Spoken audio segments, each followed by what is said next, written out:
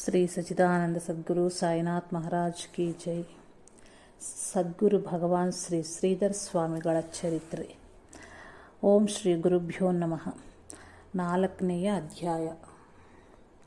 ನಮಃ ಶಾಂತಾಯ ದಿವ್ಯಾಯ ಸತ್ಯಧರ್ಮ ಸ್ವರೂಪಿಣೆ ಸ್ವಾನಂದಾಮೃತ ತೃಪ್ತಾಯ ಶ್ರೀಧರಾಯ ನಮೋ ನಮಃ.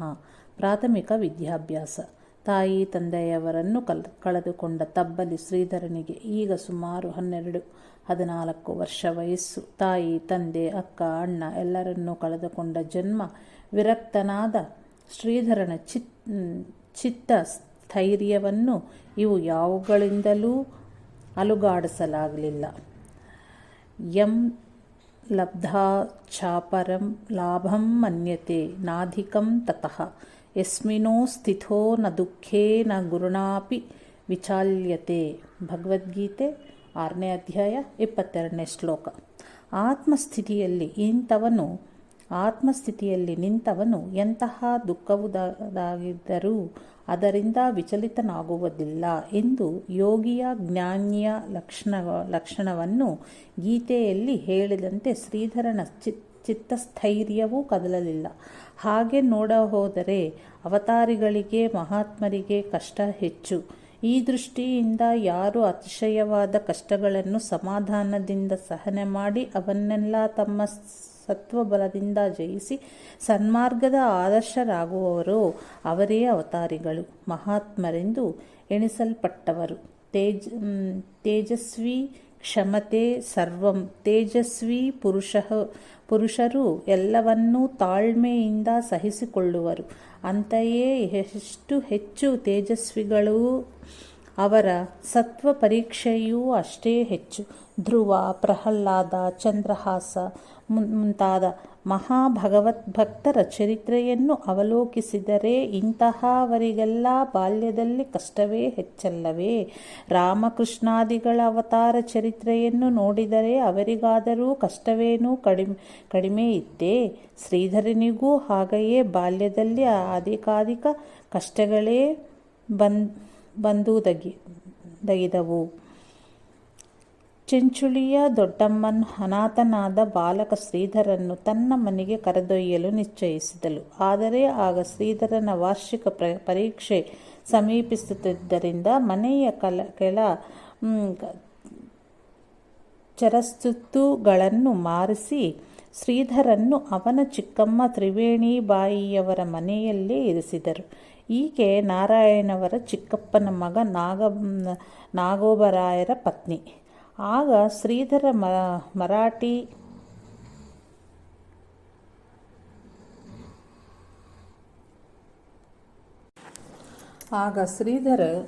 ಮರಾಠಿ 5ನೇ ತರಗತಿಯಲ್ಲಿ ಮತ್ತು ಖಾಸಿಯಾಗಿ ಇಂಗ್ಲಿಷ್ನ 3ನೇ ಹಾಗೂ ಉರ್ದು ಭಾಷೆಯ 5ನೇ ವರ್ಗದಲ್ಲೂ ಓದುತ್ತಿದ್ದನು. ಈ ಸಮಯದಲ್ಲಿ ಶ್ರೀಧರನ ಮಲ್ತಾಯಿಯ ಮಗಳಾದ ರೇಣುಕೆಯ ಮಗ ದತ್ತೋಪಂತ್ ಕಮಲಾಪುರಕರ್ನು ನೌಕರಿಯ ನಿಮಿತ್ತ ತ್ರಿವೇಣಿಬಾಯಿಯವರ ಮನೆಯಲ್ಲೇ ವಾಸ್ತವ್ಯವನ್ನು ಹೂಡಿದ್ದನು. ಸೋದರ ಮಾವ ಮತ್ತು ಸೋದರಳಿಯನಿಗೆ ಮೊದಲೇ ನಿಕಟಿ ಸ್ನೇಹವಿದ್ದರಿಂದ ಈಗ ಮತ್ತೂ ಹಿತವಾಯಿತು. ಅದೇ ವೇಳೆಗೆ ತ್ರಿವೇಣಿಬಾಯಿಯ ಒಬ್ಬಳೇ ಮಗಳಾದ ಅಂಬಕ್ಕನ್ನು ವೈದವ್ಯ ಪ್ರಾಪ್ತಿಯಿಂದ ತಾಯಿಯ ಮನೆಯಲ್ಲೇ ಬಂದು ಇದ್ದಳು. ಸಂತ ನಾರಾಯಣ ಮಹಾರಾಜರಿಂದ ಅನುಗ್ರಹಿತರಾಗಿದ್ದ ತಾಯಿ ಮಗಳು ಇಬ್ಬರು ಶ್ರೀಧರನಿಗೆ ಭಗವದ್ಗೀತೆ ಬಗ್ಗೆ ಒಲವು ಮೂಡಿಸಿದರು. ಹೀಗೆ ತಾಯಿ ಮಗಳು ಶ್ರೀಧರನ ಪರಮಾರ್ಥ ಪಥ ಕ್ರಮಣಕ್ಕೆ ಸಹಕಾರಿಗಳೇ ಆದರು. ಶ್ರೀಧರನ ವಾರ್ಷಿಕ ಪರೀಕ್ಷೆ ಮುಗಿಯುವ ವೇಳೆಗೆ ಸರಿಯಾಗಿ ಅಂಬಕ್ಕ ಕಾಯಿಲೆಗೆ ಒಳಗಾದಳು. ಶ್ರೀಧರನು ಸ್ವಪ್ರೇರಣೆಯಿಂದಲೇ ಸಂತೋಷದಿಂದ ಆಕೆಯ ಶುಶ್ರೂಷ ಮಾಡಲು ಪ್ರಾರಂಭಿಸಿದನು. ಆ ವೇಳೆಗೆ ಚಿಂಚೋಳಿಯ ದೊಡ್ಡಮ್ಮನು ಶ್ರೀಧರನ್ನು ಗುಲ್ಬರ್ಗಾಕ್ಕೆ ಕರೆಸಿಕೊಳ್ಳಬೇಕು ಎಂದು ಬಯಸಿ ಆಗಾಗ ಪತ್ರವನ್ನು ಬರೆಯುತ್ತಿದ್ದರಿಂದ ಶ್ರೀಧರನು ಗುಲ್ಬರ್ಗಾ ಬರಬೇಕಾಯಿತು. ಕೆಲವು ದಿವಸಗಳಲ್ಲಿಯೇ ಅಂಬಕ್ಕ ನಿಧನರಾದರೆಂಬ ಸುದ್ದಿ ಬಂದಿತ್ತು. ನಾನು ಹೋದ ಕಡೆಯೆಲ್ಲ ಕಾಳರೂಪವಾದ ವಿಧಿ ಬೆನ್ನಟ್ಟಿ ಬರುವುದು ಎಂಬುದಾಗಿ ವ್ಯಥಿತನಾದ ಶ್ರೀಧರ ಸಂಸ್ಕಾರ ಬಲದಿಂದ ವಿಚಾರ ಮಂಥನ ಮಾಡಿ ಸಮಾಧಾನಗೊಂಡನು. ಅಂತೂ ದೊಡ್ಡಮ್ಮನ ಒತ್ತಾಯಿಸ ಮೇರೆಗೆ ಹೈದರಾಬಾದಿನಲ್ಲಿದ್ದ ಕೆಲವಷ್ಟು ಪದಾರ್ಥಗಳನ್ನು ಬಡಬಗ್ಗರಿಗೆ ಹಂಚಿ ಹೈದರಾಬಾದನ್ನು ಬಿಟ್ಟು ಗುಲ್ಬರ್ಗ, ಈಗಿನ ಕಲಬುರ್ಗಿ ದಲ್ಲೇ ವಿದ್ಯಾಭ್ಯಾಸವನ್ನು ಮುಂದುವರಿಸಬೇಕು ಎಂದು ಶ್ರೀಧರನ್ನು ನಿರ್ದೇಶಿಸಿದನು. 1922 ಇಸವಿಯ ಜೂನ್ ತಿಂಗಳಲ್ಲಿ ದೊಡ್ಡಪ್ಪ ಸಹಕಾರದಿಂದ ಗುಲ್ಬರ್ಗದ ನೂತನ ವಿದ್ಯಾಲಯಕ್ಕೆ ಶ್ರೀಧರನ್ನು ಸೇರಿದನು. ಆಗ ವಿ.ಎಸ್. ಒಳಸಂಗರಕರ ಎಂಬ ಮುಖ್ಯೋಪಾಧ್ಯಾಯಕ ಶ್ರೀಧರನಿಗೆ ಸಹಕಾರವಿತ್ತರು. ಪಾಠ ಪ್ರವಚನಗಳೊಂದಿಗೆ ಆಟದಲ್ಲೂ ಎಂದಿನಂತೆ ಶ್ರೀಧರನು ಮುಂದಾದನು. ಜನ್ಮ ಜಾತಕವಾಗಿಯೇ ಸಂಸ್ಕಾರಿಯಾದ ಶ್ರೀಧರನು ಧ್ರುವ, ಭಕ್ತ ಪ್ರಹ್ಲಾದ, ಶಂಕರಾಚಾರ್ಯರು ಸಮರ್ಥಗುಗಳೆಲ್ಲ ಹೇಗೆ ತಪಸ್ಸು ಮಾಡಿದರು, ಅವರಿಗೆ ಮಾರ್ಗದರ್ಶನವನ್ನು ಮಾಡಿದರಾರು? ಅಂತೆಯೇ ನನಗೂ ಮಾರ್ಗದರ್ಶನ ಸಿಕ್ಕತ್ತೆ. ಜನ್ಮ ಸಾಫಲ್ಯತೆಯನ್ನು ನಾನು ಹೇಗೆ ಪಡೆದೆನು? ದೊಡ್ಡಮ್ಮನ ಮಾಯಾಮಮತೆಯ ಪಾಶದಿಂದ ಬಿಡಿಸಿಕೊಂಡು ಹೋಗಿದ್ದರೆ ಗುರಿಯನ್ನು ಸಾಧಿಸಲು ಸಾಧ್ಯವಾಗುವುದಿಲ್ಲ. ತಪ್ಪಿಸಿಕೊಂಡು ಹೋಗುವ ಬಗೆ ಹೇಗೆ, ಎಲ್ಲಿಗೆ ಹೋಗುವುದು ಎಂದೆಲ್ಲ ತನ್ನಲ್ಲೇ ಚಿಂತಿಸುತ್ತಿದ್ದನು. ಗುಲ್ಬರ್ಗಾದಲ್ಲಿ ಅನೇಕ ಕಡೆ ಅನೇಕ ವಿಧವಾದ ಸಾಂಸ್ಕೃತಿಕ ಚಟುವಟಿಕೆಗಳು, ಸಾಹಿತ್ಯಿಕ ಉಪನ್ಯಾಸಗಳು, ಕೀರ್ತನೆ ಪ್ರವಚನಗಳು ನಡೆಯುತ್ತಿದ್ದವು. ಅವು ಎಲ್ಲೇ ನಡೆದರೂ ಅವುಗಳನ್ನು ಕೇಳಲು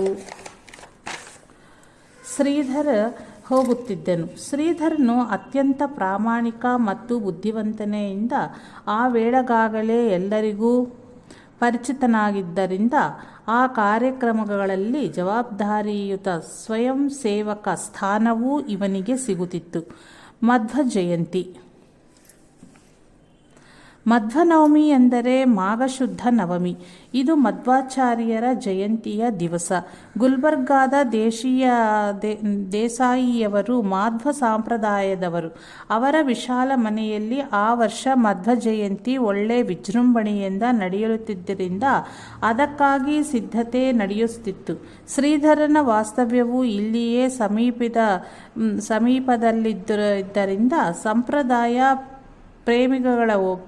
ಪ್ರೇಮಿಗಳೊಬ್ಬರು ಶ್ರೀಧರನ್ನು ಕರೆದೊಯ್ಯು ಜವಾಬ್ದಾರಿಯುತವಾದ ಉಗ್ರಾಣದ ಸೇವೆಗೆ ಕುಳ್ಳಿರಿಸಿ ನನ್ನ ಚೀಟಿಯ ಹೊರತು ಯಾರಿಗೂ ಏನನ್ನೂ ಕೊಡಬಾರದು ಎಂದು ಹೇಳಿಬಿಟ್ಟಿದ್ದರು. ತನ್ನ ಪಾಲಿಗೆ ಬಂದ ಕೆಲಸವನ್ನು ಸೊಗಸಾಗಿ ಮಾಡಿದರೆ ತನಗೂ ಪರರಿಗೂ ಆನಂದವಾಗಿ ಅದಕ್ಕೆ ದೇವರು ಕೂಡ ಮೆಚ್ಚುತ್ತಾನೆ ಮೆಚ್ಚುವನೇ ಎಂಬುದಾಗಿ ತನ್ನ ಅಣ್ಣನವರು ಹಿಂದೆ ಹೇಳಿದ ಮಾತನ್ನು ಅಂದಿನಿಂದಲೂ ಶ್ರೀಧರನು ಮನಸ್ಸಿನಲ್ಲೇ ಇಟ್ಟುಕೊಂಡು ಅದರಂತೆಯೇ ನಡೆದುಕೊಳ್ಳುತ್ತಿದ್ದನು.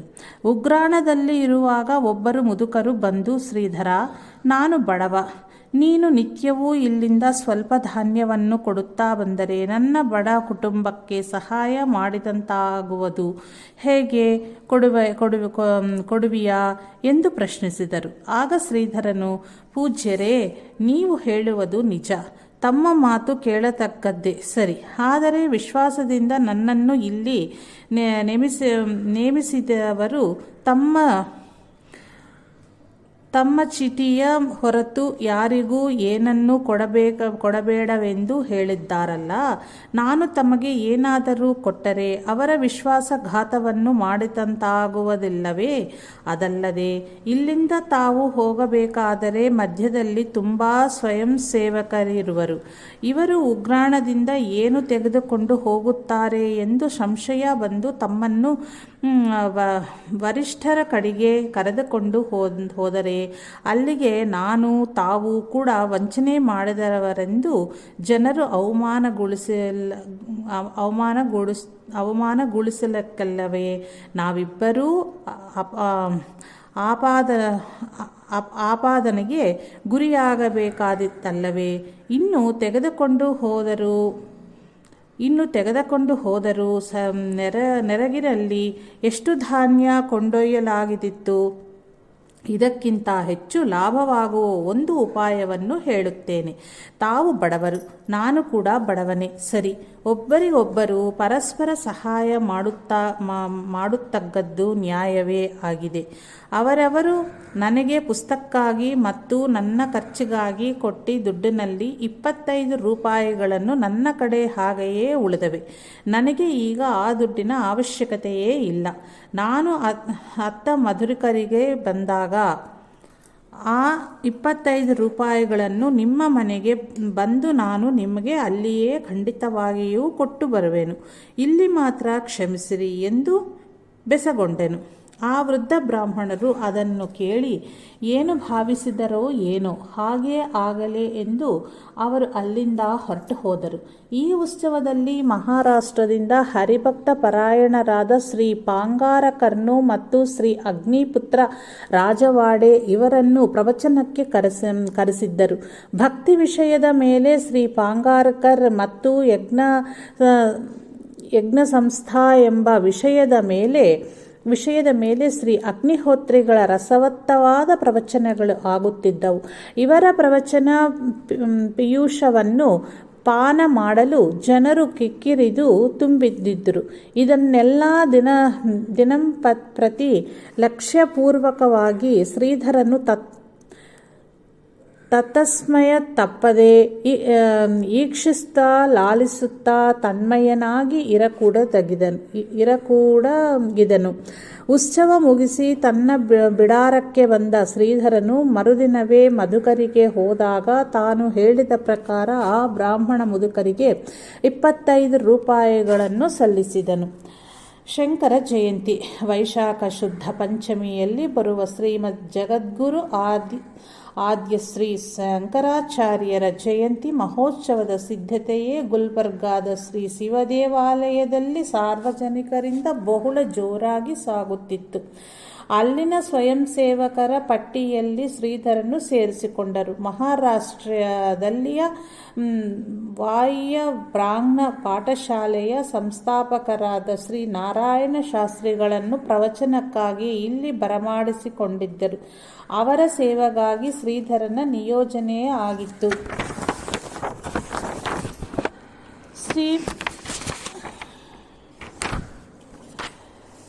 ಶಂಕರ ಭಾಷ್ಯ ಗ್ರಂಥಗಳು ಎಂಬ ವಿಷಯದ ಮೇಲೆ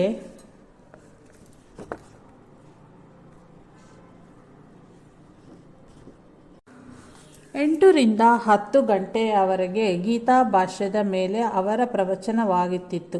ಶ್ರವಣದ ಅಭಿರುಚಿ ಇದ್ದ ಶ್ರೀಧರನು ಅವರ ಪ್ರವಚನಗಳನ್ನು ಸಹ ಮನಃಪೂರ್ವಕವಾಗಿ ಕೇಳುತ್ತಿದ್ದನು. ಶ್ರೀಧರನ ಸೇವೆಯಿಂದ ಒಳ್ಳೆಯ ಸಂತುಷ್ಟರಾಗಿ ಶಾಸ್ತ್ರಿಗಳು ಉತ್ಸವದಲ್ಲಿಯ ಕಾರ್ಯಕ್ರಮ ಮುಗಿಸಿ ಹಿಂದಿರುಗುವಾಗ ಶ್ರೀಧರನನ್ನು ಮನಃಪೂರ್ವಕವಾಗಿ ಹರಿಸಿ ಹೋದರು. ಇವರು ಬಹುಳ ಕಾಲದವರೆಗೆ ನೈಷ್ಠಿಕ ಬ್ರಹ್ಮಚಾರಿಗಳಾಗಿದ್ದು ಮುಂದೆ ತುರ್ಯಾಶ್ರಮವನ್ನು ಸ್ವೀಕರಿಸಿ ಬ್ರಹ್ಮೀಭೂತರಾದರು. ಕೆಲ ದಿನ ಮೇಲೆ ಬ್ಯಾರಿಸ್ಟರ್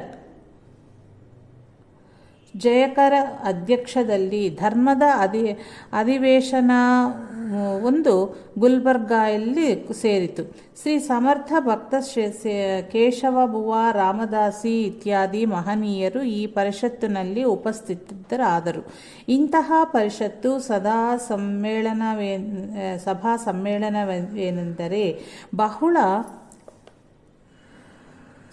ಸಮ್ಮೇಳನವೆಂದರೆ ಬಹಳ ಇಷ್ಟವಾಗಿದ್ದು ದಕ್ಷತೆಯಿಂದ ಮೈದುಂಬಿ ಕೆಲಸ ಮಾಡಬಲ್ಲ ಧರ್ಮ ಪ್ರೇಮಿಯಾದ ಶ್ರೀಧರನಿಗೆ ಸ್ವಯಂ ಸೇವಕನ ಕಾರ್ಯವೂ ದೊರೆತು. ಅಲ್ಲಿ ಸದ್ಗುಣಿ, ಉತ್ಸಾಪಿ, ಸ್ವಯಂ ಸೇವಕ, ಕಾರ್ಯಕರ್ತ ಎಂಬುದಾಗಿ ಎಲ್ಲರೂ ಶ್ರೀಧರನ್ನು ಬೊಟ್ಟಿಟ್ಟು ತೋರಿಸುವಂತಾದರು. ಇಂತಹ ಕೀರ್ತಿಗೆ ಪಾತ್ರನಾದನು. ಎಲ್ಲರ ಪ್ರವಚನಗಳನ್ನು ಶ್ರೀಧರನು ಆದರದಿಂದ ಕೇಳಿದನು. ಇದರಿಂದ ಶ್ರೀಧರನಿಗೆ ತಾನು ಗುಲ್ಬರ್ಗಾಕ್ಕೆ ಬಂದದ್ದು ಒಳ್ಳೆಯದೇ ಆಯಿತು ಅಂತ ಅನಿಸಿತ್ತು. ಕೊನೆಯ ದಿವಸ ವಿದ್ವಾಂಸರ ತಮ್ಮ ತಮ್ಮ ಸ್ಥಳಕ್ಕೆ ಹಿಂದುತ್ತಿರುವ ಅವಸರದಲ್ಲಿ ಮರೆತು ಬಿಟ್ಟು ಪುಸ್ತಕೊಂದು ಕೋಣೆಯಲ್ಲಿ ಶ್ರೀಧರನಿಗೆ ಸಿಕ್ಕಿತು. ಉದಾಸೀನತೆಯನ್ನು ತಾಳದೆ ಈ ಪುಸ್ತಕ ಯಾರದೆಂದು ಅಲ್ಲಿ ಇಲ್ಲಿ ಕೇಳಿ ಬಹಳಷ್ಟು ತಿರುಗಿ ಕೊನೆಗೆ ಪುಸ್ತಕದ ಮಾಲೀಕರಾದ ಆ ಪಂಡಿತರಿಗೆ ಅದನ್ನು ಕೊಟ್ಟನು. ಆ ಪುಸ್ತಕವು ಬಹಳ ಮಹತ್ವದಾಗಿದ್ದಿತ್ತು. ದುಡ್ಡು ಕೊಟ್ಟರೂ ಸಿಗುವಂತಾಗಿರಲಿಲ್ಲ. ಆ ಪುಸ್ತಕವು ಸಿಕ್ಕಿದ ಕೂಡಲೇ ಪಂಡಿತರಾಗಾದ ಆನಂದವು ಅವರ್ಣನೀಯ. ಶ್ರೀಧರನ ನಿಷ್ಕಲ್ಮಶ ಸದ್ಗುಣವನ್ನು ಮೆಚ್ಚಿ ಹೋಗಲಿ ಹರಸಿದ್ದಷ್ಟಕ್ಕೂ ಅವರಿಗೆ ತೃಪ್ತಿಯಾಗಿದೆ. ಕೊನೆಗೆ ಯಾವುದಾದರೂ ಒಬ್ಬ ಶ್ರೇಷ್ಠ ಧರ್ಮ ಕಾರ್ಯಕರ್ತನು ಜನ್ಮಕ್ಕೆ ಬಂದಿದ್ದು ಹೀಗಿರುವ ಸಹಕಾರದ ತರುಣರು ಇಂದಿನ ರಾಷ್ಟ್ರಕ್ಕೆ ಬೇಕು ಎಂದು ಹೇಳುತ್ತಾ ಶ್ರೀಧರನ ಬೆನ್ನಿನ ಮೇಲೆ ಕೈಯಾಡಿಸಿ ಹೊರಟು ಹೋದರು. ಶ್ರೀಧರನು ಇಂತಹ ಪರಿಷತ್ ಸಮ್ಮೇಳನಗಳಲ್ಲಿ ಒಳ್ಳೆಯ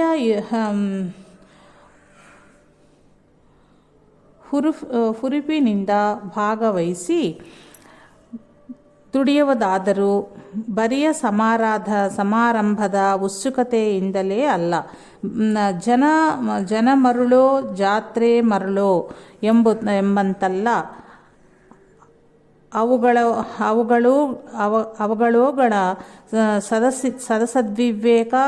ಸದಸದ್ವಿವೇಕ ವಿಚಾರ ಸಾರವೇನಾದರೂ ಲಭ್ಯವಾಗಬಹುದೆಂಬುದೇ ಆತನ ನಿಜವಾದ ಗ್ರಹಿಕೆಯೇ ಆಗಿತ್ತು. ಆತ್ಮವ ಆರೆ ದ್ರಷ್ಟವ್ಯ ಶ್ರೋತ್ರವ್ಯೋ ಮಂತವ್ಯೂ ನಿಧಿಧ್ಯಾಸಿತ್ವಯ ಬೃಹದೋಕರಣ ಉಪನಿಷತ್ತು. ಆತ್ಮ ಸಾಕ್ಷಾತ್ಕಾರವನ್ನು ಮಾಡಿಕೊಳ್ಳಬೇಕು. ಇದಕ್ಕೆ ಶ್ರವಣ ಮನನ ನಿಧಿಧ್ಯಾಸನಗಳೇ ನೇರವಾದ ದಾರಿಯೆಂಬುದಾಗಿ ಶ್ರೀಧರನೂ ತಿಳಿದಿದ್ದನು. ಇಂತಹ ಧರ್ಮ ಪರಿಷತ್ತಿನಲ್ಲಿ ಉತ್ತಮ ಶ್ರವಣವಾಗುವುದು.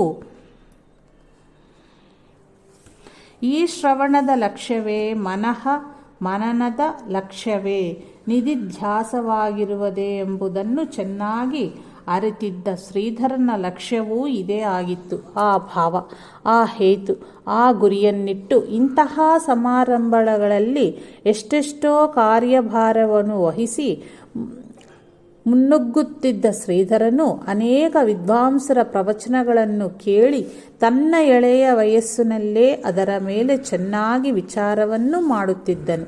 ತಾನು ತಾಯಿಗಿತ್ತ ವಚನವನ್ನು ಪಾಲಿಸಬೇಕಾದರೆ ತಪಶಕ್ತಿಯ ಬಲವು ಬೇಕೆಂದು ಶ್ರೀಧರನಿಗೆ ಅನಿಸ್ತಿತ್ತು. ಚೆನ್ನಾಗಿ ವಿದ್ಯೆ ಕಲಿತರೆ ಅದಕ್ಕೆ ಪೂರಕವಾಗಿರುತ್ತದೆ ಎಂಬ ಭಾವನೆಯೂ ಜಿಗುರುಡೆಯೇ ಕೂಡಿ ಹೆಚ್ಚಿನ ವಿದ್ಯಾಭ್ಯಾಸಕ್ಕಾಗಿ ಸೂಕ್ತವಾದ ಸ್ಥಳಕ್ಕೆ ಹೋಗಬೇಕಂತ ಅನಿಸಿತ್ತು.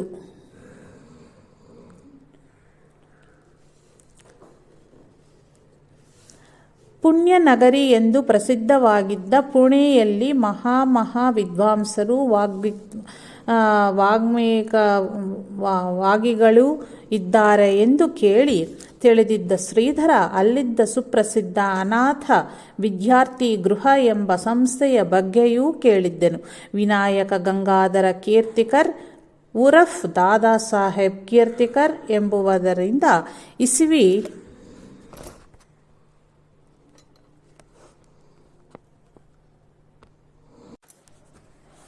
1906 ಇಸ್ವಿಯಲ್ಲಿ ಸ್ಥಾಪಿತವಾದ ಈ ಸಂಸ್ಥೆಯು ಉದ್ಘಾಟನೆಯನ್ನು ದಿವಾನ್ ಬಹದ್ದೂರ್ ಕಾಶಿನಾಥ್ ರಾಮಚಂದ್ರ ಗೂಡೆಬೂಲೆ ಎನ್ನುವರು ಮಾಡಿಸಿದ್ದರು. ಇಸ್ವಿ 1909ರಲ್ಲಿ ಬಾಳಾಕಾಕ ಕಾಂಟೀಕರ್ ಮತ್ತು ತಾತಾ ಸಾಹೇಬ್ ಪಟ್ವರ್ಧನ್ ಎನ್ನುವ ಇಬ್ಬರು ಪದವೀಧರ ತರುಣರು ಈ ಸಂಸ್ಥೆಯನ್ನು ಸುಧಾರಣೆಗೊಳಿಸಿ ಬಡ ವಿದ್ಯಾರ್ಥಿಗಳಿಗೆ ಮೂಲಭೂತ ಸೌಲಭ್ಯಗಳನ್ನು ಅಂದರೆ ಅನ್ನ, ವಸ್ತ್ರ, ವಸತಿಗಳನ್ನು ಒದಗಿಸಿಕೊಡಲು ಯೋಚಿಸಿದರು. ನಗರದ ಪ್ರಮುಖರಾದ ಗೂಡ್ಬೋಲೆ, ನರಸಿಂಹ ಚಿಂತಾಮಣಿ, ಕೇಳ್ಕರ್ ಹಾಗೂ ಹರಿನಾರಾಯಣ ಆಪ್ಟೆಯವರ ಸಂಪೂರ್ಣ ಸಹಕಾರದಿಂದ ಆ ಯೋಜನೆಯು ಕಾರ್ಯರೂಪಕ್ಕೆ ಬಂದು ದೇಶದ ನಾನಾ ವಿದ್ಯಾರ್ಥಿಗಳಿಗೆ ಅನುಕೂಲವಾಯಿತು. ನೈತಿಕ, ಧಾರ್ಮಿಕ, ರಾಜಕೀಯ ಶಿಕ್ಷಣದೊಂದಿಗೆ ವಿದ್ಯಾರ್ಥಿಗಳ ಮಾನಸಿಕ ಔನ್ನತ್ಯಕ್ಕಾಗಿ ಅಲ್ಲಿ ಕೋದಂಡರಾಮನ ವಿಗ್ರಹವನ್ನು ಪ್ರತಿಷ್ಠಾಪಿಸಿ ಪ್ರತಿನಿತ್ಯವೂ ನಿಯಮಿತ ಕಾಲದಲ್ಲಿ ಸಾಮೂಹಿಕ ಪ್ರಾರ್ಥನೆ, ಭಜನೆಯನ್ನು ಆ ಸಂಸ್ಥೆಯವರು ಏರ್ಪಡಿಸಿದ್ದರು. ಹೀಗೆ ಸರ್ವಾಂಗೀಣ ಅಭಿವೃದ್ಧಿಯನ್ನು ಪಡೆಯಲು ಸಹಕಾರಿಯಾಗಿದ್ದ ಆ ಸಂಸ್ಥೆಗೆ ತಾನು ಸೇರಬೇಕು ಎಂಬ ಪ್ರಬಲವಾದ ಇಚ್ಛೆ ಶ್ರೀಧರನಲ್ಲಿ ಮೂಡಿತು. ಯಾರ ಮುಖಾಂತರ ಅಲ್ಲಿಗೆ ಹೋಗಿ ಸೇರಬಹುದು ಎಂದು ಚಿಂತಿಸತೊಡಗಿದನು. ಒಂದು ದಿನ ಶ್ರೀಧರನು ದೊಡ್ಡಪ್ಪನ ಸ್ನೇಹಿತರು ಮತ್ತು ತನಗೆ ಪರಿಚಯಿತರೂ ಆಗಿದ್ದ ಚಿತ್ತಳೆ ಎಂಬುವರಲ್ಲಿಗೆ ಹೋಗಿ ಅಂತ ಊರಿಗೆ ಹೋಗಿ ಈ ವಿಷಯವನ್ನು ಪ್ರಸ್ತಾಪಿಸಿದ್ದನು. ಶ್ರೀಧರನ ಗುಣಶೀಲ ಸ್ವಭಾವಗಳಿಂದ ತೃಪ್ತರಾಗಿದ್ದ ಚಿತ್ತಳೆಯವರು ತಮ್ಮ ಬಂಧುವಾದ ಪುಣೆಯ ಅನಾಥ ವಿದ್ಯಾರ್ಥಿಯ ಗೃಹದ ಸಂಚಾಲಕ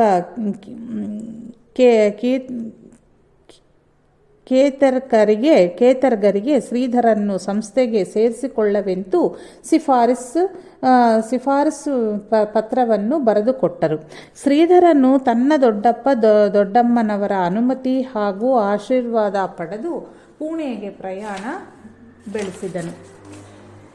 ಪುಣೆಯಲ್ಲಿ ಶ್ರೀಧರನು ಕೊಟ್ಟು ಪರಿಚಯ ಪತ್ರವನ್ನು ಪರಿಶೀಲಿಸಿದ ಕೇತ್ಕರ್ ಅನಾಥ ವಿದ್ಯಾರ್ಥಿ ಗೃಹದ ಕಠಿಣವಾದ ನಿಯಮ ನಿಬಂಧನೆಗಳಿಗೆ ನೀನು ಬದ್ಧನಾಗಿ ಇರಬಲ್ಲೆಯಾ ಎಂದು ಕೇಳಿದರು. ಸ್ವಭಾವದಿಂದಲೇ ಸಂಸ್ಕಾರಿಯಾದ ಶ್ರೀಧರನು ಸಂತೋಷದಿಂದ ಅವುಗಳಿಗೆ ಒಪ್ಪಿದ್ದರಿಂದ ಇಸವಿ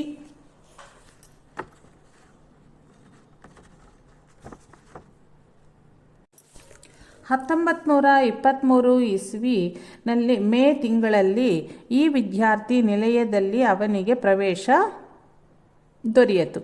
ಈ ಸಂಸ್ಥೆಯ ಮಹಾದ್ವಾರದಲ್ಲಿ ಲೋಕಮಾನ್ಯ ಬಾಲಗಂಗಾಧರ ತಿಲಕ್ ದೊಡ್ಡ ದೊಡ್ಡ ಅಕ್ಷರಗಳಲ್ಲಿ ಬರೆಸಿಟ್ಟ ಈ ಸಂಸ್ಥೆಯ ಉದ್ದೇಶಕ್ಕೆ ಅನುರೂಪವಾಗಿ ಸಜ್ಜುಗೊಂಡು ಹೊರಬಿದ್ದ ಒಬ್ಬ ವಿದ್ಯಾರ್ಥಿಯು ಇಡೀ ಜಗತ್ತಿನ ನೇತೃತ್ವವನ್ನು ವಹಿಸುವನು ಎಂಬ ಮಹಾವಾಕ್ಯವನ್ನು ಓದಿ ಶ್ರೀಧರನು ತನ್ನ ತರಗತಿಯಲ್ಲಿ ಹೆಸರನ್ನು ನೋಂದಾಯಿಸಿ ವಿದ್ಯಾಭ್ಯಾಸಕ್ಕೆ ಪ್ರಾರಂಭಿಸಿದನು. ಅಲ್ಲಿ ನಡೆಸುತ್ತಿದ್ದ ಸ್ನಾನ, ಸಂಧ್ಯಾ, ಅಗ್ನಿ ಕಾರ್ಯ, ಸೂರ್ಯ ನಮಸ್ಕಾರ, ಮಡಿ ಮೈಲಿಗೆ ಮುಂತಾದ ವಿಧಿ ನಿಯಮಪೂರ್ವಕ ಆಚರಣೆಗಳು ಶ್ರೀಧರನ ನೈಜ ಸ್ವಭಾವಕ್ಕೆ ಅನುಗುಣವಾಗಿಯೇ ಇದ್ದರಿಂದ ಅವುಗಳೆಲ್ಲವನ್ನೂ ಪ್ರೀತಿಯಿಂದ ಪಾಲಿಸುತ್ತಿದ್ದನು. ಶ್ರೀಧರನು ಅಲ್ಲಿಯ ಎಲ್ಲ ದೈನಂದಿನ ಕಾರ್ಯಕ್ರಮಗಳಲ್ಲೂ ಹರುಷದಿಂದ ಭಾಗವಹಿಸಿ ಅಲ್ಪ ಕಾಲದಲ್ಲಿ ಎಲ್ಲರ ಮೆಚ್ಚುಗೆಗೂ ಪಾತ್ರನಾದನು. ಶ್ರೀಧರನ ಸೇವಾ ನಿಷ್ಠೆ, ಸದಾಚಾರ, ಕ್ರಿಯಾಶೀಲತೆ, ಸಮತ್ವ ಭಾವನೆಗಳಿಂದ ತೃಪ್ತರಾದ ಉಪಾಧ್ಯಾಯರು ಇವನಿಗೆ ಕೆಲವು ಜವಾಬ್ದಾರಿಯುತ ಕೆಲಸಗಳನ್ನು ಒಪ್ಪಿಸಿದರು. ಅಷ್ಟೇ ಅಲ್ಲದೆ ಋಗ್ಣಾಲಯದಲ್ಲಿನ ಸಹಾಧ್ಯಾಯಿಗಳ ಶುಶ್ರೂಷೆಯನ್ನು ಸ್ವಯಂ ಇಚ್ಛೆಯಿಂದ ಮಾಡುತ್ತಿದ್ದನು. ಆಧುನಿಕತೆಗೆ ಮಾರು ಹೋಗಿದ್ದ ಕೆಲವು ವಿದ್ಯಾರ್ಥಿಗಳು ನಿಲಯದ ನಿಯಮಗಳನ್ನು ಅನುಸರಿಸುವುದಕ್ಕೆ ಆಗದೆ ಇಲ್ಲಿಂದ ತಪ್ಪಿಸಿಕೊಂಡು ಹೋದರೆ ಸಾಕೆಂದು ಬಯಸುತ್ತಿದ್ದರು. ಅಂತಹವರಿಗೆ ಸನಾತನ ಧರ್ಮಾಚರಣೆಯ ಯುಕ್ತತೆಯನ್ನು ನೀತಿ, ನ್ಯಾಯ, ಬೋಧೆಗಳ ಮುಖಾಂತರ ತಿಳಿಸಿ ಅದರಿಂದ ನಿಯಮ ಪಾಲನೆ ಮಾಡುವಂತೆ ಅವರನ್ನು ಪರಿವರ್ತಿಸುತ್ತಿದ್ದನು. ಹೀಗೆ ಒಂದು ವರ್ಷ ಕಳೆದು ಹೋಗಲು ಶ್ರೀಧರನು ಮೊದಲನೆಯ ಶ್ರೇಣಿಯಲ್ಲಿ ಉತ್ತೀರ್ಣನೂ ಆದನು. ಈಗ ಶ್ರೀಧರನು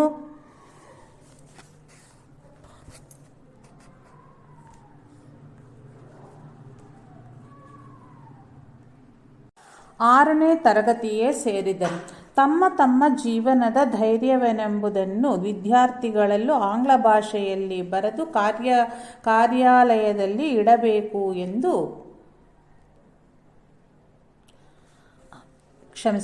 ತಮ್ಮ ತಮ್ಮ ಜೀವನದ ಧ್ಯೇಯ ಏನೆಂಬುದನ್ನು ವಿದ್ಯಾರ್ಥಿಗಳು ಆಂಗ್ಲ ಭಾಷೆಯಲ್ಲಿ ಬರೆದು ಕಾರ್ಯಾಲಯದಲ್ಲಿ ಇಡಬೇಕು ಎಂದು ಒಂದು ದಿನ ಅಲ್ಲಿಯ ಮುಖ್ಯಸ್ಥರು ಆಜ್ಞಾಪಿಸಿದರು. ಶ್ರೀಧರನಿಗೆ ಹೊಯ್ದಾಟಕ್ಕೆ ಶುರುವಾಯಿತು. ಮನಸ್ಸಿನಲ್ಲಿ ಇರುವುದನ್ನು ಇರುವ ಹಾಗೆ ಬರೆಯಲೋ ಬೇಡವೋ, ಬರೆದರೆ ಬೇರೆಯವರ ಅಪಹಾಸ್ಯಕ್ಕೆ ಗುರಿಯಾಗಬೇಕಾಗಿತ್ತು, ಬರೆಯದಿದ್ದರೆ ಆತ್ಮವಂಚನೆ ಮಾಡಿಕೊಂಡ ಹಾಗೆ ಆಗಿತ್ತಿತ್ತು. ಕೊನೆಗೆ ಏನಾದರೂ ಸರಿಯೇ, ಇರುವುದನ್ನು ಇರುವ ಹಾಗೆ ಬರೆಯಬೇಕು ಎಂದು ತೀರ್ಮಾನಿಸಿ To obtain complete grace of God and to serve mankind is the glow of my life. ಪರಮಾತ್ಮನ ಸಂಪೂರ್ಣ ಕೃಪೆಯನ್ನು ಪಡೆಯುವುದು ಮತ್ತು ಜನಸೇವೆ ಮಾಡುವುದೇ ನನ್ನ ಜೀವನದ ಗುರಿ ಎಂದು ಬರೆದಿಟ್ಟೇ ಬಿಟ್ಟನು. ಶ್ರೀಧರನ ಧರ್ಮನಿಷ್ಠೆ, ಭಕ್ತಿ, ಪರೋಪಕಾರಕ್ಕಾಗಿ ದೇಹವನ್ನು ಸೇವಿಸುವಿಕೆ, ನಡೆ ನುಡಿಗಳನ್ನು ಕಂಡು ಎಲ್ಲರೂ ಇವನನ್ನು ಸ್ವಾಮಿ ಎಂದರೆ ಕರೆಯುತ್ತಿದ್ದರು. ಈ ವರ್ಷ ರುಗ್ಣಾಲಯದಲ್ಲಿ ಕಾಯಿಲೆ ಬಿದ್ದ ವಿದ್ಯಾರ್ಥಿಗಳ ಸಂಖ್ಯೆ ಬಹಳಷ್ಟಾಗಿತ್ತು. ಅವರ ಶುಶ್ರೂಷೆಯಲ್ಲೇ ಶ್ರೀಧರನ ಬಹಳ ಸಮಯ ಕಳೆದು ಹೋಗುತ್ತಾ ಇತ್ತು.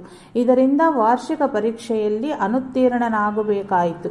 ಸಂಸ್ಥೆಯ ನಿಯಮದಂತೆ ಅನುತ್ತೀರ್ಣನಾದ ವಿದ್ಯಾರ್ಥಿಗಳು ನಿಲಯದಲ್ಲಿ ಇರುವಂತರಿಲ್ಲ. ಅಲ್ಲಿನ ಮೇಲ್ಚಾರಕರು ಶ್ರೀಧರನ ಅನುತ್ತೀರ್ಣತೆಯೇ ಕಾರಣವನ್ನು ಮನಗೊಂಡು ಅಲ್ಲಿಯೇ ಉಳಿಯುವಂತೆ ಸೂಚಿಸಿದರು. ಶ್ರೀಧರನು ಸಂಸ್ಥೆಯ ಮೂಲ ನಿಯಮಕ್ಕೆ ಧಕ್ಕೆ ತರಬಾರದು ಎಂದು ತೀರ್ಮಾನಿಸಿ ನಿಲಯದಿಂದ ಹೊರಕ್ಕೆ ಬಂದನು. ಅಲ್ಲಿಯ ಸದಾಶಿವಪೇಟೆಯೊಳಗಿನ ಶ್ರೀ ನರಸಿಂಹ ದೇವಾಲಯದಲ್ಲಿ ಒಂದು ಕೋಣೆಯಲ್ಲಿ ಬಾಡಿಗೆಗೆ ತೆಗೆದುಕೊಂಡು ಭಾವ ಪಾಠಶಾಲೆಗೆ ಇಸ್ವಿ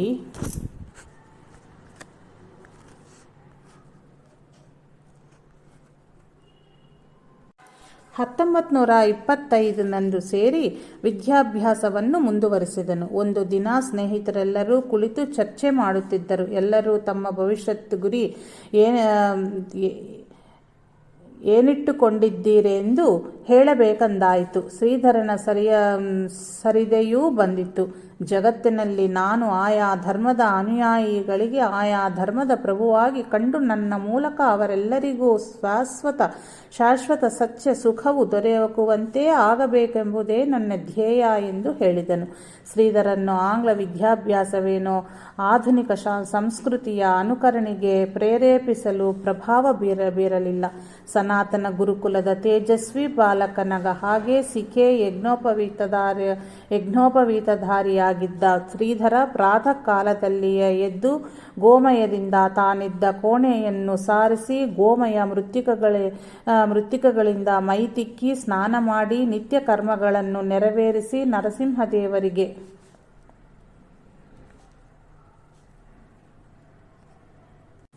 108 ಪ್ರದಕ್ಷಿಣೆ ನಮಸ್ಕಾರ ಮಾಡಿ ಶಾಲೆಯ ಅಭ್ಯಾಸವನ್ನು ಮುಗಿಸಿಕೊಂಡು ಸಮಯಕ್ಕೆ ಸರಿಯಾಗಿ ಶಾಲೆಗೆ ಹೋಗುತ್ತಿದ್ದನು.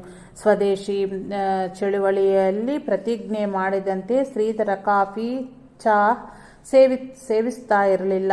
ಊಟಕ್ಕಾಗಿ ಭೋಜನಾಲಯಕ್ಕೆ ಹೋಗುತ್ತಿದ್ದನು. ಕೆಲವು ತಿಂಗಳುಗಳ ನಂತರ ಭೋಜನಾಲಯದ ಊಟವು ರುಚಿಕರವಲ್ಲವೆಂದೆನಿಸಿ ಅದನ್ನೂ ಬಿಟ್ಟು ಉಪವಾಸ ಮಾಡಿದನು. ಇದನ್ನು ತಿಳಿದ ಹಿತೈಷಿಗಳು ವಾರನ್ನ ಏರ್ಪಡಿಸಿದರು. ಕೆಲವು ದಿನ ಕಳೆದ ಮೇಲೆ ಅದೂ ಸರಿಹೋಗಲಿಲ್ಲವೆಂದೆನಿಸಿ ಈಶ್ವರ ಪ್ರಾಪ್ತಿಗೆ ಸಾಧನವೆನಿಸಿರುವುದು ಎಂದು ದಾಸಬೋಧೆಯಲ್ಲಿ ವರ್ಣಿತವಾದ ಭಿಕ್ಷಾಟನೆಯಿಂದ ಭೋಜನ ಮಾಡಲಾರಂಭಿಸಿದನು. ಆಗಿನ ದಿನಗಳಲ್ಲಿ ಪರಸ್ಥಳಗಳಿಂದ ಪುಣೆಗೆ ಬಂದ ಅನೇಕ ಬಡ ವಿದ್ಯಾರ್ಥಿಗಳು ಭಿಕ್ಷಾನ್ನದಿಂದಲೇ ಹಸಿವು ನೀಗಿಸಿಕೊಂಡು ವಿದ್ಯಾರ್ಜನೆ ಮಾಡುತ್ತಿದ್ದರು. ದಯಾಳವಾದ ಶ್ರೀಧರನು ಭಿಕ್ಷೆಯನ್ನು ತಂದು ಅವರಿಗೂ ಹಂಚಿ ತಿನ್ನುತ್ತಿದ್ದನು. ಇದರಿಂದಾಗಿ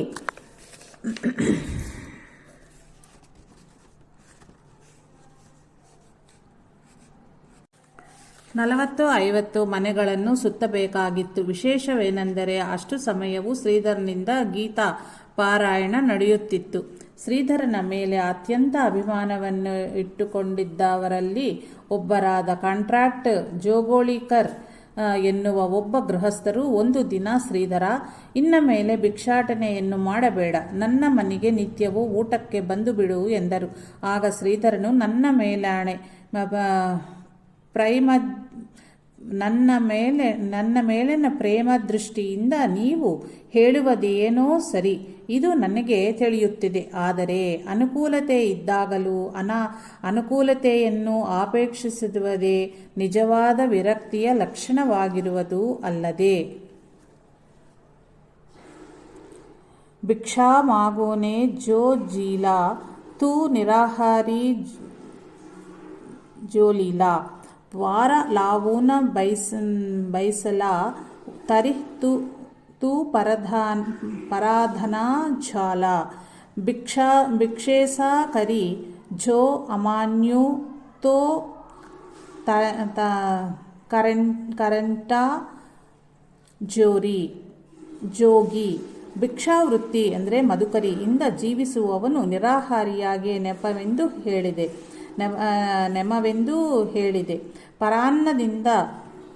ಪರಾನ್ನದಿಂದ ಜೀವಿಸವನು ಪರಾಧೀನಂತ ಆಗುವನು. ಭಿಕ್ಷಾವೃತ್ತಿಗೆ ಯಾರು ಹಿಂಜರಿಯುವನೋ ಅವನು ನಿಕೃಷ್ಟ ಜೋಗಿ ಎಂದು ಪರಿಗಣಿಸಲ್ಪಟ್ಟವನು. ಹೀಗೆ ಶ್ರೀ ಸಮರ್ಥರು ಭಿಕ್ಷೆಯ ಮಹತ್ವವನ್ನು ದಾಸಬೋಧೆ ಒಂದು ಇಡೀ ಅಧ್ಯಾಯದಲ್ಲಿ ನಿರೂಪಿಸಿದರು. ಮನುಸ್ಮೃತಿಯಲ್ಲಿಯೂ ಸಾಕಷ್ಟು ಭಿಕ್ಷೆಯ ಮಹತ್ವವನ್ನು ಹೇಳಿದೆ. ಇದು ಬ್ರಹ್ಮಚರ್ಯ ಕ್ರಮದ ಧರ್ಮವೆಂದು ಹೇಳಿದೆ. ಶಾಸ್ತ್ರಪೂತ ವಾಕ್ಯವೇ ಸಜ್ಜನರ ವಾಣಿ.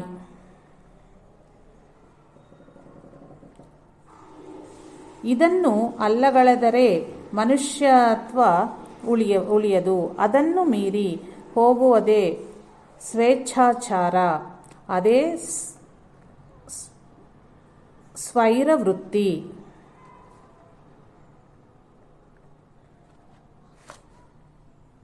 ಯಃ ಶಾಸ್ತ್ರವಿಧಿಯುಕ್ತಜ್ಯ ಪರ್ತತೆ ಕಾಮಕಾರತಃ ನ ಸ ಸಿದ್ಧಿಮಾಪ್ನೋತಿ ನ ಸುಖಂ ನ ಪರಾಂ ಗತಿಂ. ಭಗವದ್ಗೀತೆ.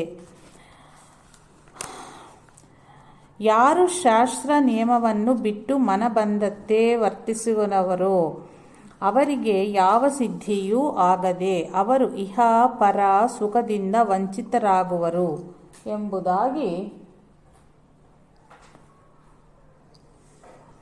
ಭಗವಂತನು ಗೀತೆಯಲ್ಲಿ ಸಾರಿದ್ದಾನೆ.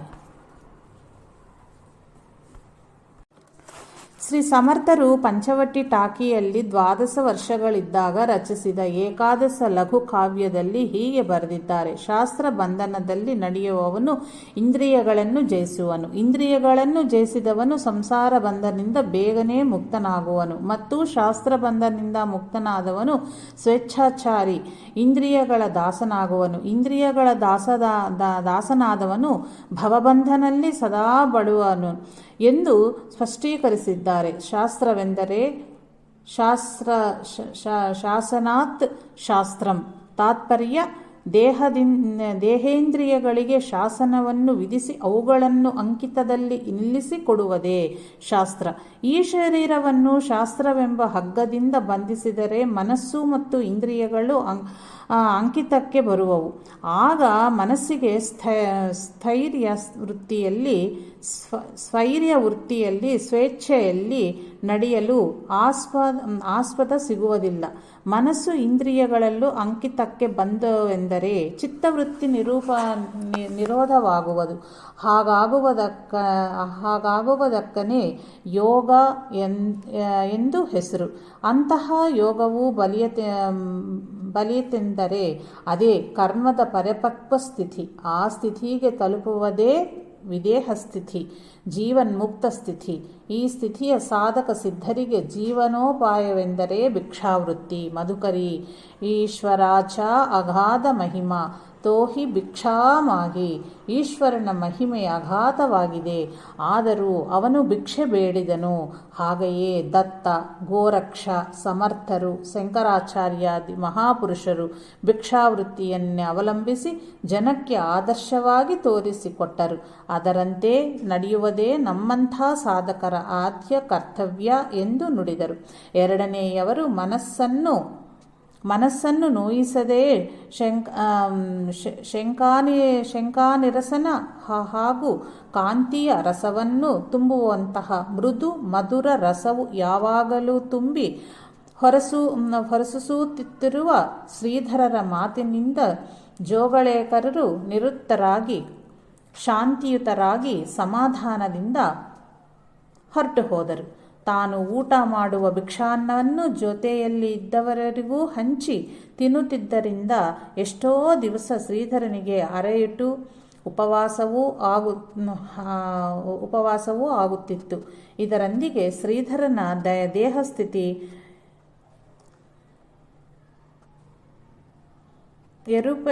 ಏರುಪೇರಾಗುತ್ತಿತ್ತು.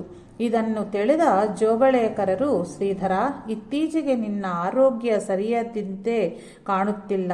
ಮಧುಕರಿ ಊಟ ಒಂದೇ ರೀತಿ ಇರುವುದಿಲ್ಲ. ಆದ್ದರಿಂದ ನೀನು ದೇಹಸ್ಥಿತಿ ಸರಿಯಾಗುವವರಿಗಾದರೂ ನಮ್ಮ ಮನೆಗೆ ಊಟಕ್ಕೆ ಬಾಪ ಎಂದರು. ನಸುನಕ್ಕು ಶ್ರೀಧರನು, ಕ್ಷುದ್ಧ್ಯಾ ದೀಕ್ಷ ಚಿಕಿತ್ಸಾಂ ಭಿಕ್ಷಾಶದಂ ಬುಜ್ಯಾತಾಂ. ಹಸಿವೆ ಎಂಬ ವ್ಯಾಧಿಯ ಚಿಕಿತ್ಸೆಗಾಗಿ ಭಿಕ್ಷಾನ್ನವೆಂಬ ಔಷಧ ಸೇವಿಸಬೇಕು ಎಂದು ಭಗವತ್ಪಾದರ ಆಜ್ಞೆ ಇರುವುದು ನಿಮಗೂ ತಿಳಿದಿದ್ದೆ. ಮಹಾತ್ಮರ ಹೇಳಿಕೆಯಲ್ಲಿ ಅನುಭವದ ಸ್ವಾರಸ್ಯವಿರುತ್ತದೆ. ಅದನ್ನು ಕಂಡುಕೊಳ್ಳಲಾರದೆ ನಾವು ಸಾಮಾನ್ಯರಾಗಿಯೇ ಉಳಿದು ಬಿಡುತ್ತೇವೆ. ಆದ್ದರಿಂದ ದಯವಿಟ್ಟು ಈ ವಿಷಯವಾಗಿ ನನ್ನನ್ನು ಹೆಚ್ಚು ಒತ್ತಾಯಿಸಬೇಡಿ ಅಂದನು. ಹೀಗೆಯೇ ಕೆಲವು ತಿಂಗಳು ಕಳೆದವು. ಶ್ರೀಧರನ ಮೇಲಿದ್ದ ಅತಿಶಯ ಪ್ರೇಮ ಜೋಗುಳೇಕರನನ್ನು ಸುಮ್ಮನೆ ಇರಿಸಲಿಲ್ಲ. ಹೇಗಾದರೂ ಮಾಡಿ ಶ್ರೀಧರನ ಭಿಕ್ಷಾವೃತ್ತಿಯು ತಪ್ಪಿಸಿ ತಮ್ಮ ಮನೆಯಲ್ಲೇ ಊಟ ಮಾಡುವಂತೆ ಮಾಡಬೇಕು ಅನ್ನೋ ಆಸೆಯಿಂದ ಒಂದು ದಿವಸ ಸ್ವಲ್ಪ ನಿಷ್ಠೂರವಾಗಿಯೇ ಹೀಗೆ ಹೇಳಿದರು. ಶ್ರೀಧರ, ನಿನಗೆ ಭೋಜನಕ್ಕೆ ಸರಿಯಾದ ವ್ಯವಸ್ಥೆಯಾಗಿರುವಾಗ ಇದಾವ ವೇಷ ಎನ್ನುವುದು?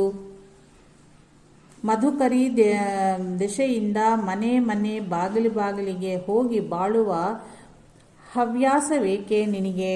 ಮಾನ್ಯರೇ, ನನ್ನ ಹಿತಚಿಂತನೆಯಿಂದ ನುಡಿಯುವ ನಿಮಗೆ ನಾನು ಪ್ರತ್ಯುತ್ತರವಾಗಿ ನಿಮ್ಮ ಮನಸ್ಸಿಗೆ ವಿರುದ್ಧವಾಗಿ ಹೇಳಿದರೆ ಅದು ಮೂರ್ಖತನವಾಗಿತ್ತು. ಆದರೆ ಉತ್ತರ ಹೇಳದಿದ್ದರೆ ಅದು ನನ್ನ ನೈಜ ಸ್ವಭಾವಕ್ಕೆ ವಿರುದ್ಧವಾಗುತ್ತದೆ. ಆದ್ದರಿಂದ ಅನ್ಯಥಾ ಭಾವಿಸಬೇಡಿ. ಅನುಕೂಲ ಪ್ರತಿಕೂಲದ ಪ್ರಶ್ನೆಯೇ ಬೇರೆ. ಮನುಷ್ಯನಿಗೆ ಶಾಸ್ತ್ರಾನುಕೂಲವೇ ಆದ್ಯ. ಅದಕ್ಕೆ ಒಳಪಟ್ಟು ದೊರೆಯುವುದನ್ನೆಲ್ಲ ಅನುಕೂಲ, ಉಳಿದೆಲ್ಲ ಪ್ರತಿಕೂಲವೆಂದೇ ವಿವೇಕಿಯಾದನು ತಿಳಿಯುತ್ತಾನೆ. ಜನ್ಮತಃ ಮನುಷ್ಯನಾಗಿದ್ದು ಜೀವಿತದಲ್ಲಿಯೂ ಮನುಷ್ಯವಾಗಿ ಬಯಸುವನು ಶಾಸ್ತ್ರದ ಗೆರೆ ದಾಟಲಾರನು. ಹೀಗೆಂದು ಮಾನವ ಕುಲದೀಪಕನಾದ ಮನುವೇ ಹೇಳಿದ್ದಾನೆ.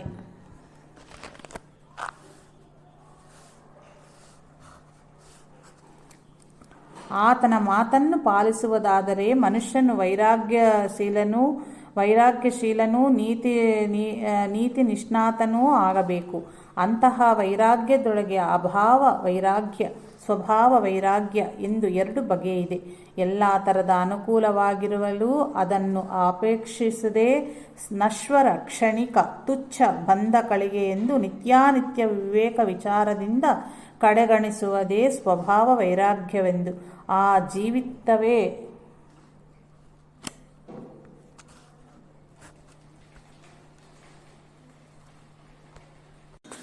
ಜೀವಿತವೇ ಶ್ರೇಷ್ಠವೆಂದು ಶ್ರುತಿ, ಸ್ಮೃತಿ, ಪುರಾಣ, ಇತಿಹಾಸಗಳು ಪ್ರಾಚೀನ ಅರ್ವಾಚೀನ ಮಧ್ಯಂತರ ಕಾಲದ ಎಲ್ಲ ಸಂತ ಮಹಾತ್ಮರು ಏಕಕಂಠದಿಂದ ಘಂಟಾಘೋಷವಾಗಿ ಘೋಷಿಸುತ್ತಿರುವುದನ್ನು ನೀವು ಒಪ್ಪುತ್ತೀರಲ್ಲವೇ? ಅಂದ ಮೇಲೆ ನನ್ನಂತಹ ಈ ಬಡ ಜೀವಿಯನ್ನು ಇನ್ನೂ ಹೆಚ್ಚು ಆಗ್ರಹಕ್ಕೆ ಒಳಪಡಿಸಬೇಕೆಂದು ವಿನಂತಿ ಮಾಡಿಕೊಳ್ಳುತ್ತೇನೆ. ಶಾಸ್ತ್ರಸಮ್ಮತ ನಿರ್ಧಾರಕ್ಕೆ ಇನ್ನೂ ಹೆಚ್ಚು ಆಗ್ರಹಕ್ಕೆ ಒಳಪಡಿಸಬೇಡರೆಂದು ವಿನಂತಿ ಮಾಡಿಕೊಳ್ಳುತ್ತೇನೆ. ಶಾಸ್ತ್ರಸಮ್ಮತ ನಿರ್ಧಾರಕ್ಕೆ ಬದ್ಧನಾದ ಶ್ರೀಧರನ ಈ ಮಾತಿನಿಂದ ಜೋಗೋಳೇಕರ್ ಮೌನವಾದರು. ಮಧುಕರಿಗೆ ಹೋಗುವಾಗ ಒಂದು ದಿನ ಶ್ರೀಧರನು ಅದೊಂದು ಮನೆಯ ಬಾಗಿಲಿನಲ್ಲಿ ನಿಂತು ಪದ್ಧತಿಯಂತೆ ಓಂ ಭವತಿ ಭಿಕ್ಷಾಂದೇಹಿ ಎಂದನು. ಈ ಧ್ವನಿ ಕೇಳುತ್ತಿದ್ದಂತೆಯೇ ಆ ಮನೆಯ ಯಜಮಾನಿ ಹೊರಗೆ ಬಂದು, ಏನು ಠೋಣಪ, ಭಿಕ್ಷೆ ಬೇಡಲಿಕ್ಕೆ ನಿನಗೇನು ಎಲ್ಲೋ ಕೆಲಸ ಸಿಗುವುದಿಲ್ಲವೇ? ಒಳ್ಳೆ ದಾಂಡಿಗಾಗಿ ಆಗಿದ್ದೀಯೇ? ಮೈ ಬಗ್ಗಿಸಿ ಕೆಲಸ ಮಾಡದೆ ಬೆಳಗಾದ ಕೂಡಲೇ ಓಂ ಭವತಿ ಎಂದು ಬರುತ್ತಿ. ನಿಮ್ಮಪ್ಪ ದುಡಿದಿದ್ದಿಷ್ಟು ಇರುವುದೇ? ಹೋಗು, ದುಡಿದು ತಿನ್ನು, ಹೋಗು ಎಂದು ಮೂದಲಿಸಿ ಬರಿ ಕೈಯಲೇ ಕಳಿಸಿದಳು. ಶ್ರೀಧರನು ಆ ಮಾತುಗಳನ್ನು ಕೇಳಿ ಸಹಿಸಿಕೊಂಡು ಮೌನವಾಗಿಯೇ ಮುಂದೆ ಹೋದನು. ಮರುದಿನವೂ ಯಥಾಪ್ರಕಾರ ಆ ಮನೆ ಬಾಗಿಲೇ ಹೋಗಿ ಓಂ ಭವತಿ ಎಂದಾಗ ಆ ಗೃಹಿಣಿ ಮೂದಲಿಸಿ ಕಳಿಸಿದಳು. ಶ್ರೀಧರನ ಯೋಚನೆ, ಮನೆಯಾಕೆಯೇ ಕರ್ಕಶ ಘಟನೆ. ಹೀಗೆ 5-6 ದಿನಗಳು ಕಳೆದವು. ಕೊನೆಗೆ 7ನೆಯ ದಿನ ಇದನ್ನು ಕೇಳಿ ಬೇಸತ್ತ ಆ ಮನೆಯ ಯಜಮಾನನು ಹೆಂಡತಿಯನ್ನು ಕುರಿತು, ಏನೇ ಇಷ್ಟು ದಿವಸ ನೀನು ಕಠೋರವಾಗಿ ಅಪವಾಕ್ಯಗಳಿಂದ ಅಬ್ಬರಿಸಿದರೂ ಆ ಬಾಲಕ ಒಂದು ಮಾತನಾಡದೆ ಶಾಂತನಾಗಿಯೇ ಹೋಗುತ್ತಿದ್ದಾನೆ. ಏನಾದರೂ ಕೊಡುವುದಿದ್ದರೆ ಕೊಡು, ಇಲ್ಲವಾದರೆ ಸುಮ್ಮನಿರು ಎಂದು ಹೇಳಿ ಬಾಗಿಲ ಹೊರಗೆ ಬಂದು ಶ್ರೀಧರನ್ನು ಕುರಿತು, ಅಪ್ಪ, ನಿನ್ನ ಹೆಸರೇನು? ಏನು ಮಾಡುತ್ತಿದ್ದೀಯೇ ಎಂದು ಕೇಳಿದನು. ನನ್ನ ಹೆಸರು ಶ್ರೀಧರ ದೋಗಳೂರ್ಕರ. ಭಾವೆ ಪಾಠಶಾಲೆಯಲ್ಲಿ ವಿದ್ಯಾಭ್ಯಾಸ ಮಾಡುತ್ತಿರುವೆ. ಏನು ಮಗು, ಈ ಪ್ರತಿದಿನವೂ ನೀನು ಬಂದಾಗ ಎಷ್ಟು ದುಶ್ಶಬ್ದಗಳಿಂದ ಮುದಲಿಸುತ್ತಾಳೆ. ಆದರೆ ನೀನು ಮಾತ್ರ ಪ್ರತಿಯಾಗಿ ಏನೂ ಮಾತನಾಡುವುದಿಲ್ಲ. ಇದರಿಂದ ನಿನಗೆ ಸಿಗುವ ಲಾಭವಾದರೂ ಏನಿದೆ? ಕೋಪ ಮತ್ತು ಅಶಾಂತಿಯ ಸುಳುವು ನಿನ್ನಲ್ಲಿಲ್ಲ. ಎಂಥ ವಿಚಿತ್ರ ವ್ಯಕ್ತಿಯಪ್ಪ ನೀನು. ಮಾನ್ಯರೇ, ಇದರಲ್ಲಿ ಆಶ್ಚರ್ಯ ಪಡುವಂತಹದ್ದು ಏನಿದೆ? ಇದು ನನ್ನ ಕರ್ತವ್ಯ. ಅದು ಹೇಗೆ? ಹೊಟ್ಟೆ ಹೊರೆಯುವುದಕ್ಕಾಗಿ ಮಧುಕರಿ ಬೇಡುತ್ತಿದ್ದೀಯೆ. ಇದು ಹೇಗೆ ಕರ್ತವ್ಯ ಅನಿಸುತ್ತದೆ? ಇಲ್ಲ, ಕೇವಲ ಉದರ ಆಭರಣಕ್ಕಾಗಿ ನಾನು ಮಧುಕರಿ ಬೇಡುತ್ತಿಲ್ಲ. ಹಾಗೆ ನೋಡಿದರೆ ಮಧುಕರಿ ಮಾಡಿ, ಭಿಕ್ಷೆ ಮಾಡಿ ಅಥವಾ ಇನ್ಯಾವುದೇ ವಿಧವಾದ ದೈನ್ಯ ವೃತ್ತಿಯಿಂದ ಜೀವಿಸುವ ಪರಿಸ್ಥಿತಿ ಏನೂ ನನಗಿಲ್ಲ. ಆದರೆ ಬ್ರಹ್ಮಚರ್ಯಾಶ್ರಮದ ನಿಯಮ ಪಾಲನೆಗಾಗಿ ಮಾತ್ರ ಮಧುಕರಿ ಬೇಡುತ್ತಿದ್ದೇನೆ. ಬ್ರಾಹ್ಮಣಾಭಿಹಿಂ ಮುಖ್ಯ ದೀಕ್ಷಾ ಮಾರಿತಲಿಹಿ ಪಾಪಿಜೆ ಭಿಕ್ಷಾ. ಓಂ ಭವತಿ ಯಾ ದಕ್ಷಾರಕ್ಷಿತೆ ಪಾಹಿಜೆ ಎಂದು ದಾಸಬೋಧೆಯಲ್ಲೂ ಬ್ರಹ್ಮಚಾರ್ಯಾಶ್ರಮದ ನಿಯಮಗಳನ್ನೆಂದು ಸಮರ್ಥ ರಾಮದಾಸರು ಅಪ್ಪಣೆ ಕೊಟ್ಟಿದ್ದಾರೆ. ಮನವು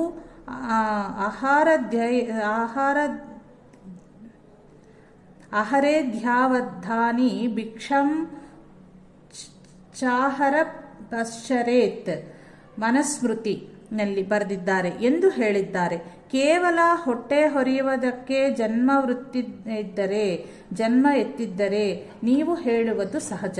ಆದರೆ ಮಾನವ ಜನ್ಮ ಕೇವಲ ಅದಕ್ಕಾಗಿಯೇ ಅಲ್ಲವಲ್ಲ ಎಂದು ಅದನ್ನು ಸ್ವಲ್ಪ ವಿಚಾರ ಮಾಡಿ ನೋಡಿದರೆ ತಿಳಿಯುತ್ತದೆ ಎಂದು ಶ್ರೀಧರನು ಮಧುಕರಿಯ ವೃತ್ತಿಯ ಯಥಾರ್ಥವನ್ನು ಸಮರ್ಥಿಸಿ ಹೇಳಿದನು. ಈ ಸಂವಾದನೆಯನ್ನು ಆ ಗೃಹಿಣಿಯ ಬಾಗಿಲ ಒಳಗೆ ನಿಂತು ಕೇಳುತ್ತಿದ್ದಳು.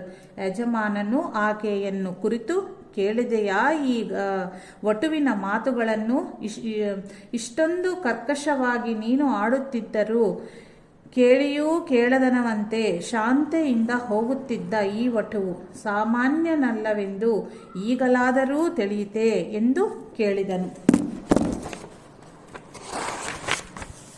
ತಕ್ಷಣ ಆಕೆಯ ಒಳಗೆ ಹೋಗಿ ಹರಿವಾಣದ ತುಂಬ ಮಧುಕರಿಯನ್ನು ತಂದು ಶ್ರೀಧರನ ಮುಂದಿಟ್ಟು ವಂದಿಸಿ ಕ್ಷಮಾ ಯಾಚಿಸಿದಳು. ಆಗ ಶ್ರೀಧರನು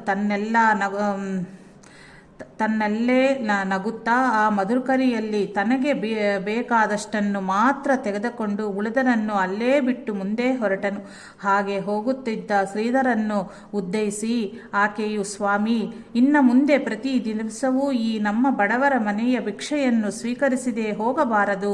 ನಿಮಗೆ ಮಧುಕರಿಯನ್ನು ಕೊಡದೆ ನಾನು ಆಹಾರ ಸೇವಿಸುವುದಿಲ್ಲ ಎಂದು ಕೇಳಿಕೊಂಡಳು. ಅಂದಿನಿಂದ ಶ್ರೀಧರನ್ನು ಬಹಳ ಆದರದಿಂದ ಕಾಣತೂಗಡಿದಳು. ಸ್ಪರ್ಶಮಣಿಯ ಸಂಪರ್ಕದಿಂದ